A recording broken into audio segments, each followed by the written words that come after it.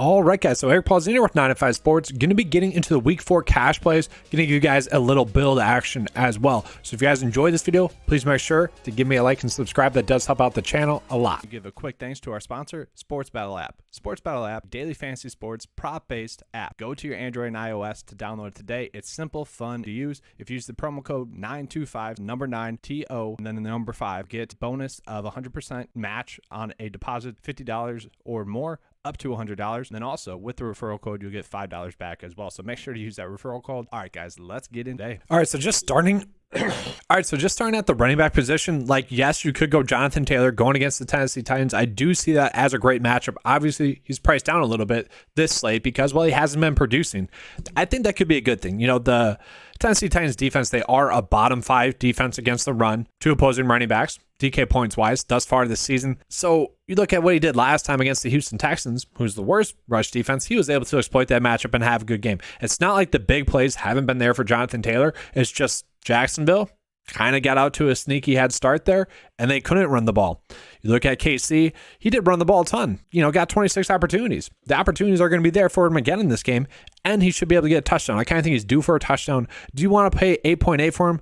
Maybe not, and I haven't been able to go that route, but if you guys find yourself playing him, I'm perfectly fine with that. A lot of people are going to be on Austin Eckler in cash. I don't disagree with that. With Keenan Allen ruled out, he's seen 8 and 10 targets the last 2 weeks. With Keenan Allen out, those targets should continue to be there for him, especially with Justin Herbert injured. They've been trying to get the ball out of his hands quickly, thus they're getting the ball to Austin Eckler. He should run the ball a little bit more. Like, if he gets those 14 rushing attempts like he did in week 1 and week 2, he should have a much more productive game. The Houston Texans are just the easiest matchup for an opposing running back. They've given up almost 150 more rushing yards than the next worst opponent, or than the next worst rush defense. So sure, you could go those two. What I have been finding myself doing is actually just paying down at running back because we have a lot of value given the fact that some of the starting running backs have been injured. Jamal Williams could easily be priced at 7.1 like DeAndre Swift. DeAndre Swift has been ruled out in this game. With DeAndre Swift out, Jamal Williams should step into a prevalent running back role in an easy matchup going against the Seattle Seahawks. Like, it doesn't really get any better than this. 6.1 for a running back that should get 20 opportunities in a plus matchup. That's tough for me to pass up on, and I just love him right now. That's why he was the cover boy for this video. There is a point to which maybe he's a little bit too chalky, and you have to start thinking about it, but right now it doesn't seem like he's going to be that chalky. And then from there, I don't see the point in not playing Khalil Herbert at 5.7. I was doing the ownership leverage video, and he was extremely low owned. I expect that to get corrected as the weekend goes on, because at 5.7 against the New York Giants, who, sure, it's not like a super great matchup, but it's not a bad matchup either. It is one in which you see you're not scared about. It's not the Houston Texans, but it is a matchup in which he should be able to have a good game against. Heck, he had 11.3 DK points against the San Francisco 49ers, who are a good defense. The Green Bay Packers didn't use him that much, but he still had 5.1 DK points.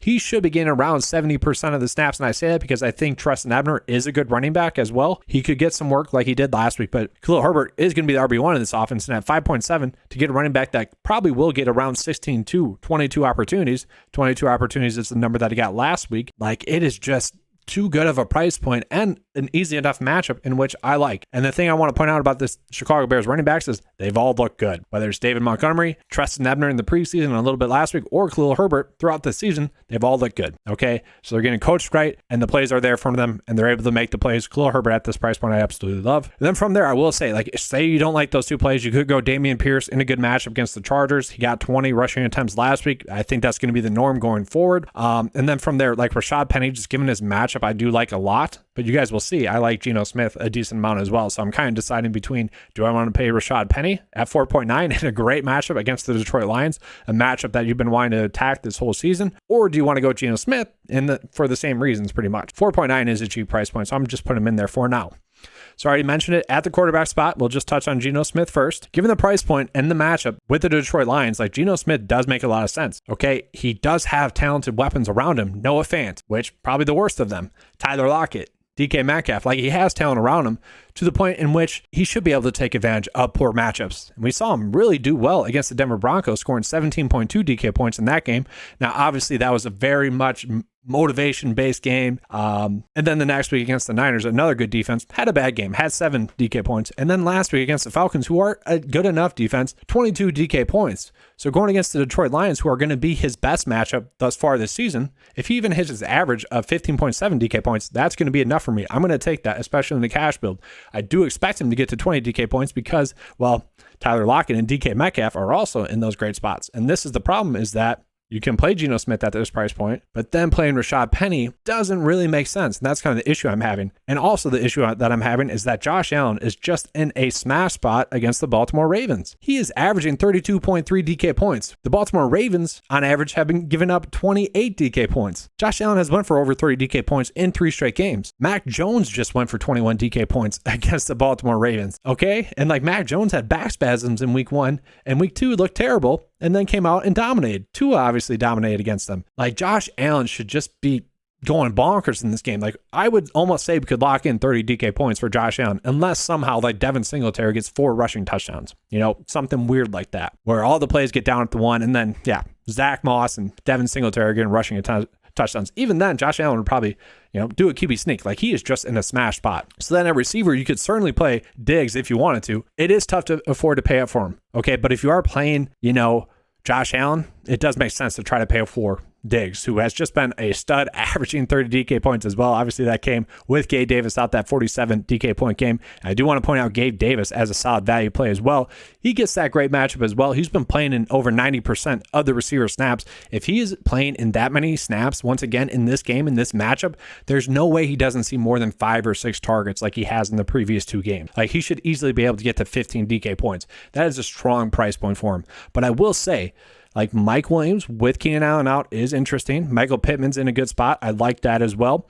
But I've just been going with CeeDee Lamb against the Washington Commanders, which is another great matchup. Like, Washington Commanders, Detroit Lions, Baltimore Ravens, those are the teams that you want to be attacking right now via the passing game. CeeDee Lamb has seen over 11 targets in every game thus far this season. Okay? This is his easiest matchup of the year thus far. And he didn't get price corrected from his great game on Monday night because the salaries come out before that. Like, he should be probably at least $500 more. So this is a great price point for a guy that's going to be locked in to a lot of targets. From there, I don't mind Amari Cooper, although I did kind of realize that AJ Terrell has kind of been shut down, at least last week. So I do worry about him. Deontay Johnson firmly in play for cash like he always has been. He's just super cheap each and every week for some reason. You could easily play him if you want to. I just don't get the pricing on Deontay Johnson. Someone at DraftKings hates him. Tyler Lockett, 11 targets the last 2 weeks, firmly in play as a cash play. Super safe play. You got Curtis Samuel as well. The number one weapon in this offense right now, getting 11 opportunities or more per game at 5.7, has a super safe floor, over 10 DK points in each of the first 3 weeks, averaging 18.7 DK points in a matchup that you're not really worried about. He makes a ton of sense. Okay, Devonta Smith you can even go with. We do have a lot of great receiver value. Greg Dortch is still firmly in play. I think you could go with Noah Brown as well.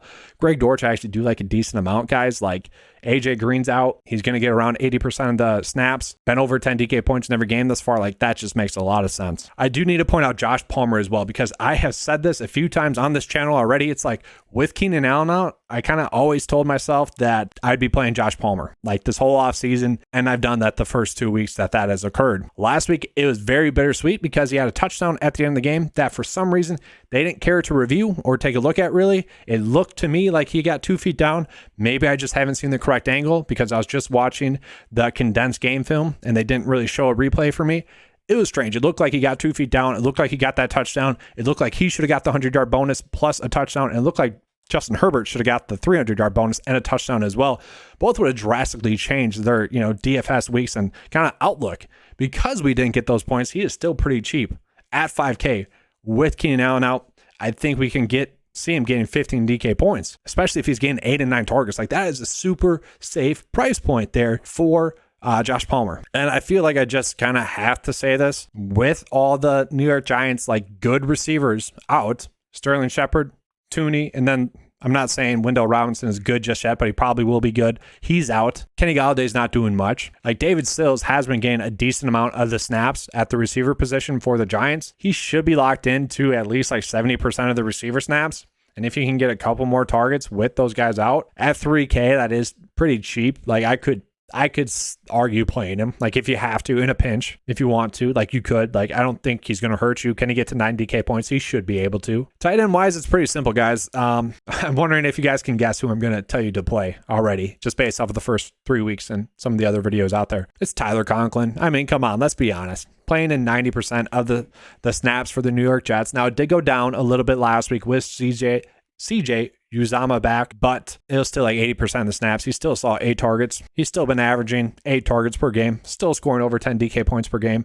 Like just given the price point, it just still makes sense to play him. Even the matchup is still pretty good. Like I like Tyler Conklin still a lot. He's still someone I'm targeting a lot. I will say if you need to play Daniel Bellinger with all those New York Giants receivers out, that certainly makes a lot of sense to me. That's a route that I really don't mind going. So like from here, we can see I have a lot of like salary still left over for a decent defense. I haven't minded going the Bears, going against the Giants, who once again, the receivers are all banged up. It should be relatively easier to stop Saquon Barkley. As a result, Daniel Jones has not looked good.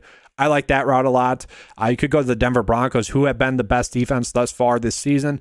They haven't really played anyone, so that could be part of it. Like Seattle's offense, I did just get through talking up that offense a lot, but that's mostly due to matchup and the weapons in that offense. Houston, not that good. San Francisco, Jimmy G's just Jimmy G. Whatever. I also do like the Texans going against the Chargers. The Texans defense has been better than a lot of people think. And obviously with Justin Herbert still banged up, he can't really get to the outside and run the ball, which does kind of hinder his play a little bit. They should be able to hit value. They should not go 0. And they're the lowest price defense that I think will get you positive points. All right. So just trying to close out this build just because I didn't really want to play Rashad Penny. I love him as a play, but I don't need to play him. Like you could go this, like Dameon Pierce or Curtis Samuel at this price point, or you could go down from the Bears D to the Texans defense, like I said, and then you have a lot of salary left over. 6.2 is a decent amount. You could really afford to pay up for a lot of stud players still. I might just still go Tyler Lockett there or Deontay Johnson. Like should be a nice safe floor in this build. Pretty solid build there. All right, that's all I have for you guys for this video. Hopefully you guys enjoyed it. If you did, please give me a like, subscribe. That does help with the channel a lot. Let's have a good week, guys. And as always, let's keep cashing.